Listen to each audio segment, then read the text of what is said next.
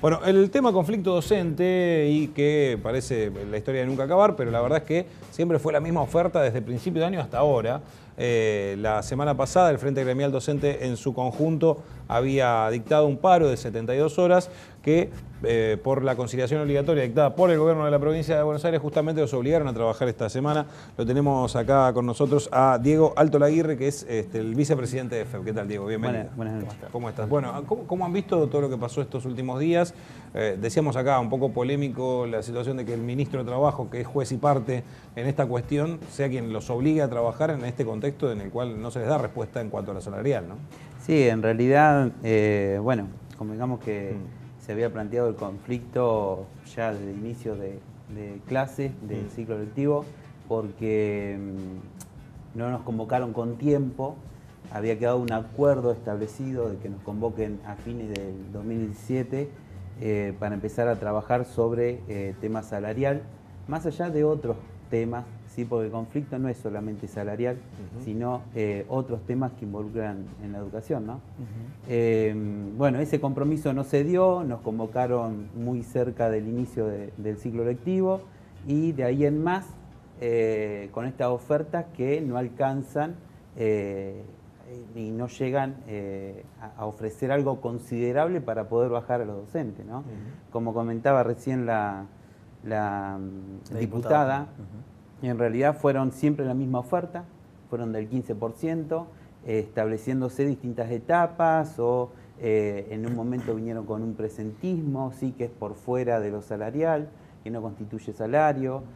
También proponen por el tema del presentismo y material didáctico. Bueno, son todas sumas que ellos quieren volcarlo dentro del salario, ¿sí? Docente, pero van por fuera de la estructura salarial, ¿sí? Claro. La estructura del sueldo docente. Ahora, esto de ofrecer 7 veces el 15%, digo, quizás las primeras fueron una manera de tire y afloje, después ya empezó a ser una chicana, ahora es un insulto, digo, estar hablando un 15% con la inflación ya proyectada en 30%, es un insulto, digo, te están ofreciendo la mitad de la inflación. Sí, realmente nosotros tuvimos que recurrir a la justicia para que nos convoquen después de prácticamente 100 días que nosotros estuvimos dando clase y bueno, fuimos realizando distintas actividades como movilizaciones, hicimos un carpetazo. En el carpetazo visitamos la legislatura, la gobernación, dirección de escuela. La legislatura nos abrieron las puertas a algunos diputados, sí, de todos los bloques. Pudimos hablar y dejar copia de qué se trataba ese carpetazo, era mostrar la realidad donde se desarrolla la actividad docente, ¿no? Y realmente uno lo toma como un insulto esta última oferta, que obligados por la justicia tuvieron que convocarnos, porque realmente es un 15% a julio, ¿sí? Ofrecían un 15% a julio, pues no es un 15% de enero, para aclarar también a la sociedad en su conjunto. Son en distintas etapas llegar a julio con un 15% y una reunión, el compromiso de una reunión para agosto. Realmente no tenemos la confianza de que nos van a volver a llamar y aparte que el 15%, uno en junio ya está en 16% y se estima para julio llegar al 19%, ¿sí? Prácticamente. Claro, claro. Bueno, en este contexto, digo, ustedes habían, junto con el resto de los gremios docentes, dictado un paro de 72 horas, ¿no? Sí. Este era lunes, martes y miércoles de paro. El gobierno de la provincia los obliga a trabajar en este contexto con conciliación obligatoria. Sí, aplica la conciliación obligatoria. Esto hace que obliga a las partes a reunirse, ¿sí? Al diálogo. Y hoy lo que estamos exigiendo es una urgente convocatoria, ¿sí? Nosotros acatamos la conciliación obligatoria y por lo tanto dejamos en suspenso las medidas de fuerza, hasta tanto vengan con una oferta considerable. Claro. Realmente estamos exigiendo eso, ¿sí? Ahora que cumplan, ¿sí? En la convocatoria, porque esta conciliación obligatoria dejó de lado la convocatoria, nos obliga a nosotros a cesar con las medidas, ¿sí? Claro. Nosotros las dejamos La en conciliación suspenso. se trata Claro. de que el gobierno cumpla con convocarlos. La conciliación es una instancia donde realmente tiene que sentarse las partes a dialogar, ¿sí? En este caso, el ministro de Trabajo, si bien como lo plantean ustedes, juez y parte, ¿no?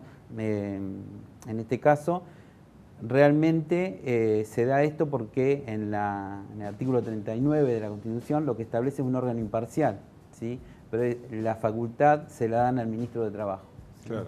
Entonces, como si fuera imparcial, digo, como si no perteneciera debería, al mismo gobierno. debería ser imparcial, pero no parece, y por eso también hicimos una presentación el lunes, administrativa y judicial, porque no es imparcial. Ah, ¿sí? pero claro, sería ridículo porque ni siquiera es un ministro de Trabajo nacional, digamos, es el ministro de Trabajo de la provincia de Buenos Aires, o sea que pertenece al mismo gabinete, no habría posibilidad de que fuera, digo, se puede ser imparcial si el presidente es de un signo político. Fuera de la negociación, o al menos de los que participamos en las negociaciones. ¿Sí? Ahora, hay mucho de hipocresía de parte del gobierno provincial cuando a ustedes les exigen, nosotros vamos a negociar siempre que los chicos estén en el aula. Ustedes cesaron con las medidas de fuerza que tenía que ver con los paros, los chicos estaban en el aula y no los llamaron. Sí, realmente implementamos otra estrategia de mostrar la realidad de la docencia. Como les contaba, el carpetazo fue una de esas estrategias. En realidad recorrimos la legislatura, la gobernación, dirección de escuela. En la legislatura nos atendieron, en dirección de escuela y gobernación no.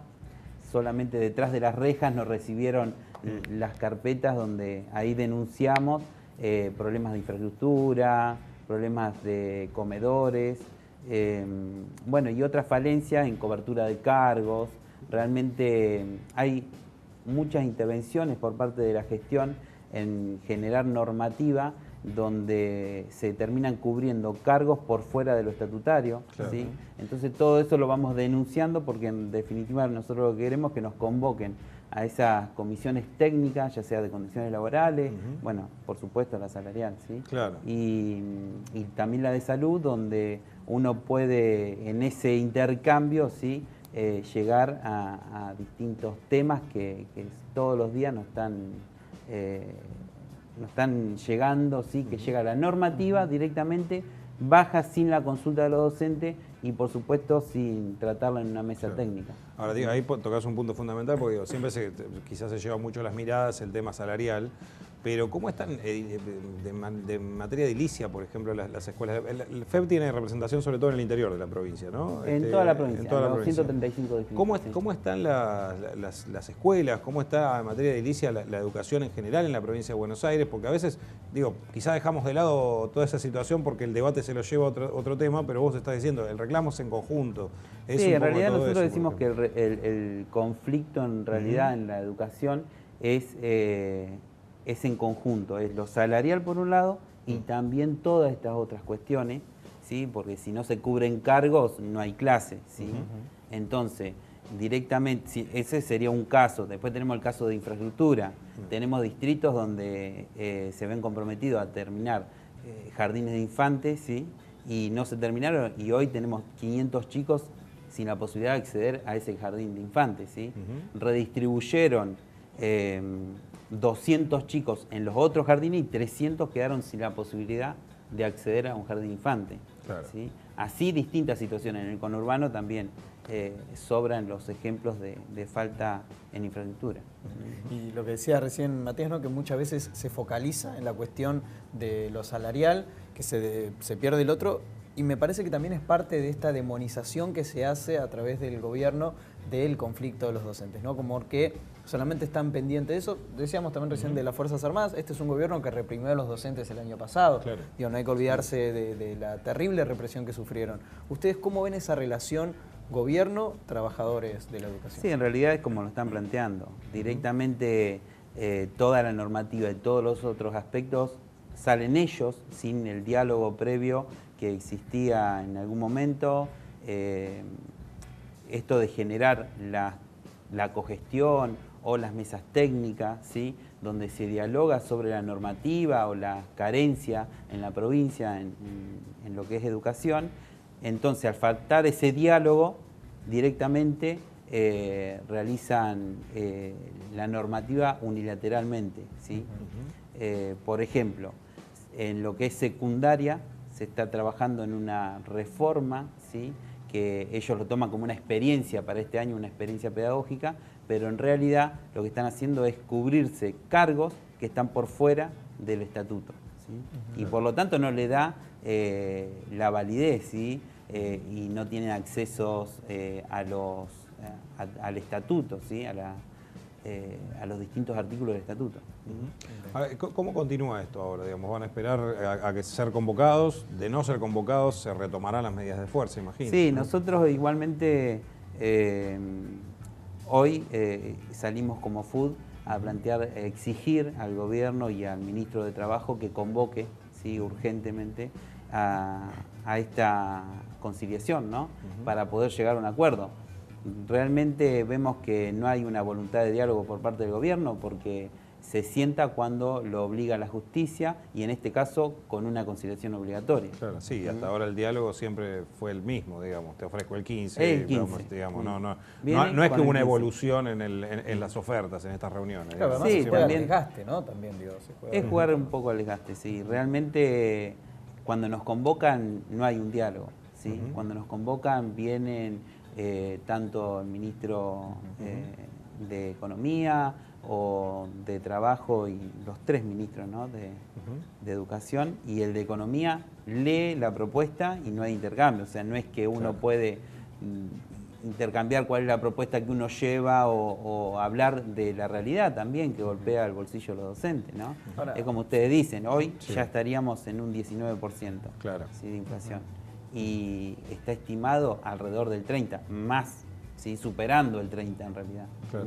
Cuando a principio de año María Eugenia Vidal, en una entrevista con Alejandro Fantino, decía, no es lo mismo los gremios docentes que las bases, que los docentes. Los docentes están contentos con la oferta que les hemos hecho, los docentes no quieren parar. ¿Esto es real? Digo, esa dicotomía entre los gremios y los docentes.